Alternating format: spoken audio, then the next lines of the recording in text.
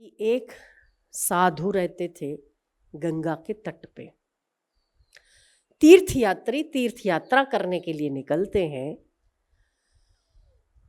गंगा जी जाना है उनको, और बीच में एक साधु की झोपड़ी देखते हैं और पूछते हैं, महाराज गंगा जी कितनी दूर है? बोले मुझे नहीं पता। अब गंगा के हरिद्वार क्षेत्र या ऋषिकेश क्षेत्र में रहने के बावजूद भी उस बंदे को ये नहीं पता कि गंगा जी मेरे से कितनी दूर है। बोले राम राम राम राम राम, शिव शिव शिव शिव शिव शिव शिव शिव। ओहो हो, हे कोई साधु हो तुम? एकदम निकम्मा साधु है। साधु हो के ये पता नहीं कि गंगा जी कितनी दूर है और किस रास्ते से जाऊं मैं? बोले देखो, मैं कभी गंगा जी गया नहीं, मुझे इतने वर्ष यहां हो गए पर मैंने गंगा जी नहीं देखी है। ओ शिव शिव शिव शिव, किसके दर्शन हो गए मुझे? चलो चलो चलो चलो, 2 लोग थे, चलो चलो चलो चलो चलो। ये तो बेकार में इधर आ गए, इनको तो पता ही नहीं कि गंगा जी कहाँ है। कैसे आदमी, कैसा साधु है, कैसे साधु के दर्शन हो गए? अब जब वो गंगा जी को गए तब उन्हें गंगा जी नजर ही नहीं आई। कहीं गंगा जी दिखी नहीं, भटकते रहे, घूमते रहे घूमते रहे। आखिर उन्होंने कहा, हे भगवान, लोग तो कहते हैं यही गंगा जी, हमको तो नजर नहीं आ रही। उसको पूछ रहे गंगा जी तो इधर है। बोले 1 किलोमीटर 1 कोस दूर है, 1 किलोमीटर दूर है। अब बोले 500 मीटर दूर है, 100 मीटर दूर है। अरे यहाँ आ गए तुम, गंगा जी तो है। बोले हमको तो नजर नहीं आ रही। ये भगवान, हमसे क्या गलती हो गई? तब फिर गंगा जी कहती हैं कि जो गंगा में स्नान करे या ना करे, पर जो भगवान के भक्त हैं, जो हरि कथा में संलग्न हैं, उनकी निंदा करने से मैं भी लोप हो जाती हूँ। इसीलिए तुम्हें दर्शन नहीं हो रहे। कुछ नहीं किया है, केवल हरि कथा से प्रीति कर ली है, हरि चर्चा से प्रीति कर ली है। तो गंगा जी भी कहती है कि जो भगवान के भक्त हैं, जो हरि चर्चा में संलग्न हैं, जो सत्संग में रुचि रखते हैं, उनकी चरण धूल लेकर मैं भी पावन होती हूं। तो वो गंगा जी आए या ना आए, कोई ज्यादा फर्क नहीं पड़ता है। इसका अर्थ क्या है कि हम लोग जो व्यवहार में जो अटके हैं, इसकी निंदा, उसकी निंदा, इसकी स्तुति, मुझे नहीं लगता है कि इसका अगर आप बैलेंस शीट बनाओगे ना, पूरे दिन में आज मैंने इसकी निंदा की, इसको ठीक किया, उसको, आपको उस सब का फल 0 दिखाई देगा, क्योंकि उसकी वैल्यू ही नहीं है, उसका महत्व ही नहीं है।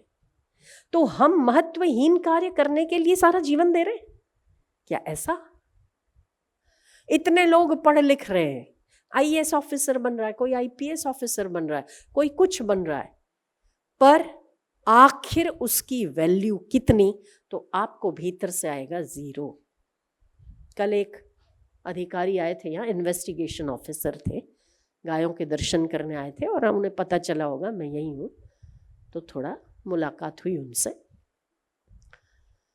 तो उन्होंने मुझे बताया कि एक IAS ऑफिसर हैं, बहुत ही अच्छे, नेक आदमी। अब वो कहते हैं, उन्हें पहले बहुत था मैं IAS बनूं IAS बनूं, अब IAS बन गए, ड्यूटी भी बहुत अच्छे से कर रहे हैं, पर अब उन्हें हो रहा है कि इसमें कोई सार नहीं है। प्रकृति के साथ रहूं, गायों के साथ रहूं, प्रकृति के साथ वक्त बिताऊं, बाकी सब में कोई मज़ा नहीं है।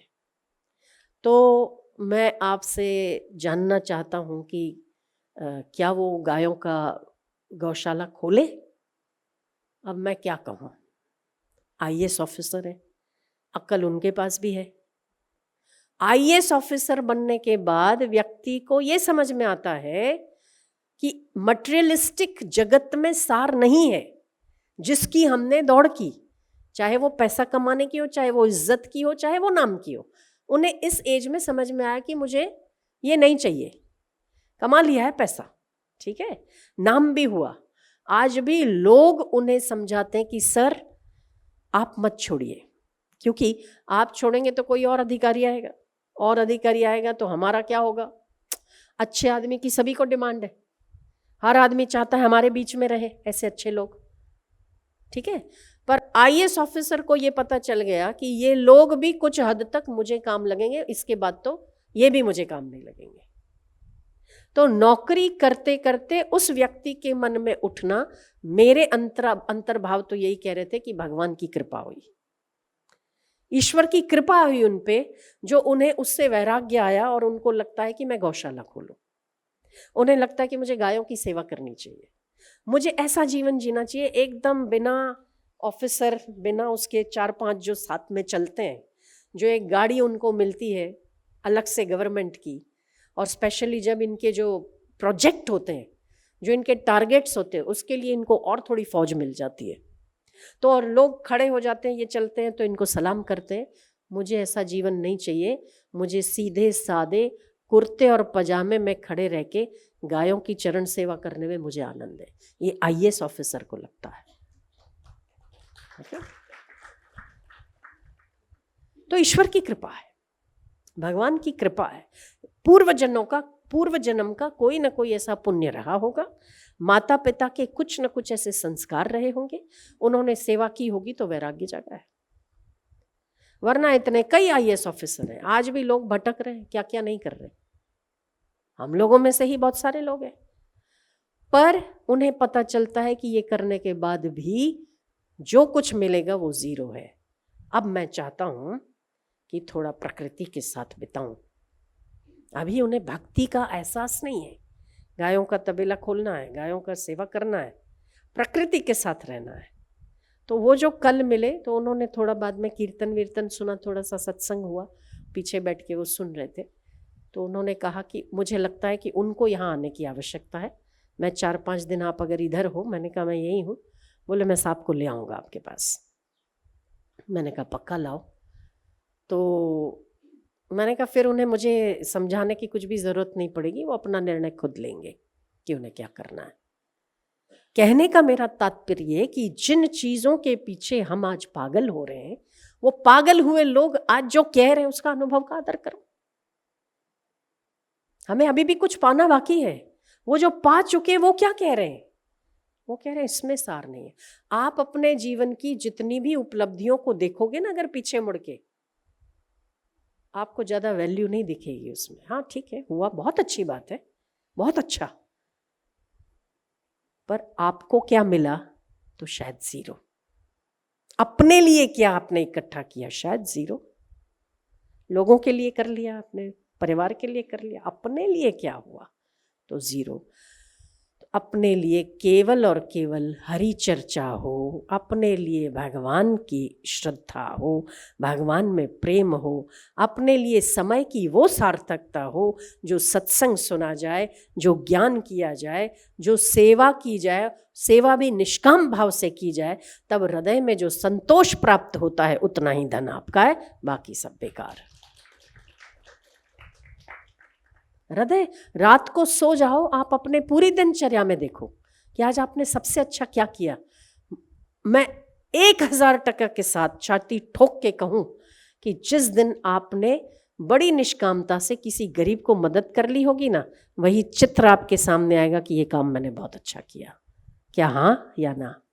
जो आपने सेवा की होगी निष्कामता से, रात को सोने से पहले जब आप विचार करोगे कि मैंने क्या अच्छा किया, आपको दिखेगा कि यही काम मैंने अच्छा किया, जिसमें हृदय को संतोष प्राप्त होता है। तो हम बुद्धिगत व्यवहार में बुद्धि के संतोष के लिए तो बहुत कुछ करते हैं, पर हृदय के संतोष के लिए जितने काम किए जाएं वो आपके अपने हैं। बुद्धि लगती है ना, पैसा भी चाहिए तो बुद्धि है, नाम चाहिए उसमें भी बुद्धि लगती है, कैसे करना, क्या करना, कैसे लोगों को इकट्ठा करो, कैसे लोगों में बने रहो, बुद्धि लगती है, हृदय नहीं लगता। जिसमें हृदय लगता है वही काम अपना है। क्यों? क्योंकि हृदयेश्वर आपके हृदय में विराजमान है, वो संतुष्ट होता है, अंतरात्मा संतोष को प्राप्त होता है, आपको बड़ा आनंद आता है।